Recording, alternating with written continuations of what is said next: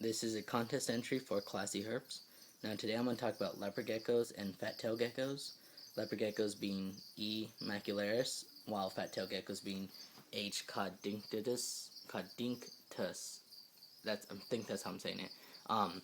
Leopard geckos come from Middle Eastern area, from Pakistan, India, Afghanistan, places around there, while fat-tailed geckos come from West Africa. Leopard geckos being a more scrubland type species, while African fat-tailed geckos being more of a tropical species, tropical forest species. Now, they look pretty much the same. Here's a few key differences.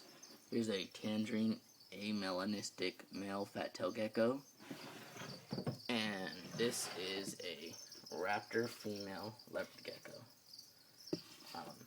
You can tell a little bit between them, but otherwise they're kind of the same looking.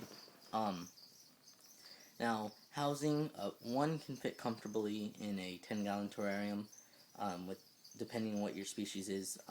Don't use sand for either one, as that can cause impaction and other digestive problems. I just use paper towels. Just feel they're easier to clean, and I'm using a rack system, so housing moldables. For now, after housing, you can house about 4 in a 20. Not actually, you house about 2 in a 20-gallon terrarium comfortably. Never house males together, as they will kill each other. Females can be housed together. If you see aggression, separate them. And I mean, if you're doing a rack system, you can heat them. Do this; it's perfect. I use 16 quart tubs for adults, 6 quart for babies, and 28 quarts for breeders, as there's one down there, but it's used for storage. Basically what a rack system is with heat in the back, hide spot, water, and paper towel or calcium dish.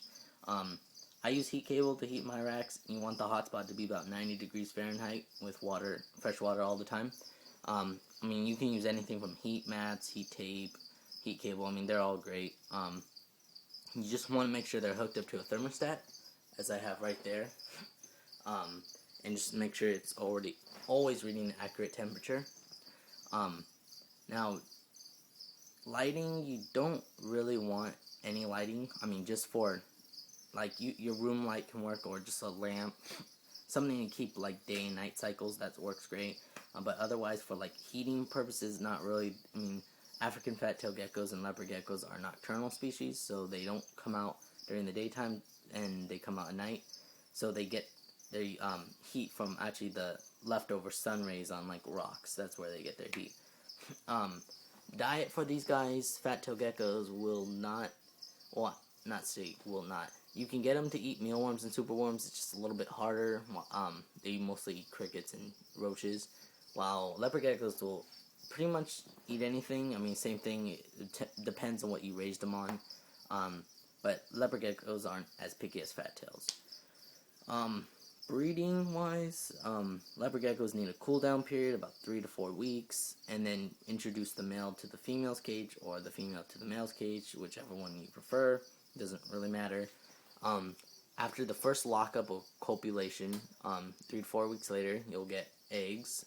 And for bedding, and you want a moist lay box. Basically, it's like a moist hide with dirt in it. I use Eco Earth, as I made right here for you guys to see. And I also need to put them to lay boxes. I mean, that works great. Take the eggs when you find them and put them in small deli containers. Kind of like this works, like those containers.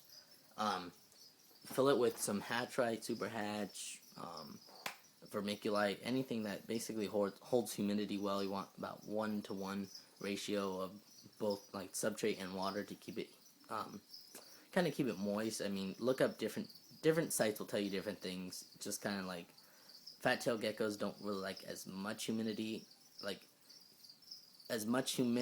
in the incubation media as leopard geckos. So just look up for each one to be specific. Now, hatching care is pretty much the same as adult care. Just, water, dish, hide, and hotspot. Pretty easy. It's not hard. I mean, and no, fat-tailed geckos are really calm. I like them, and I like leopard geckos too. They're both great. So depending on what you want. You know, it's all your preference. There's many different morphs. There's more morphs of leopard geckos than fat-tail geckos. Now, to talk about some morphs, fat-tail come in many. I have one amelanistic and one normal female stripe and another normal male. And I got a Tremper albino, hat for blizzard, and a raptor female leopard gecko. Now, there's many morphs. Fat-tail geckos come in whiteout, Zulu, caramel albino, patternless. I mean, the list goes on. Not as much as leopard geckos. Well, leopard geckos go like bold stripe, enigma, raptor, Tremper albino, rainwater albino. I mean, this video would be really long if I named them all. So, I mean, they're all great pets. Rack system is the best way to house multiple animals. And yeah, I mean, I would show you a feeding. I had just fed them. You know, I just don't want. They're kind of not as easy to feed as because I just fed them. You know, so but yeah, I mean, this basically what you do. And then for I forgot to talk about incubator. Incubator, you want to use just any kind. I use a Hovabator, works great. Not plugged in right now, but you know, if you're just a small time breeder, use this. I mean, even if you're a large time breeder, you can use multiple of those. So I mean, otherwise everything's pretty simple with geckos. I mean, just if you're setting up a rack system, so I can show you guys. Basically, all I have in here is, I don't know if you got a good shot. You know, tray, paper towel, water dish, and you can use feeding dishes like this. I'm just cleaning them right now.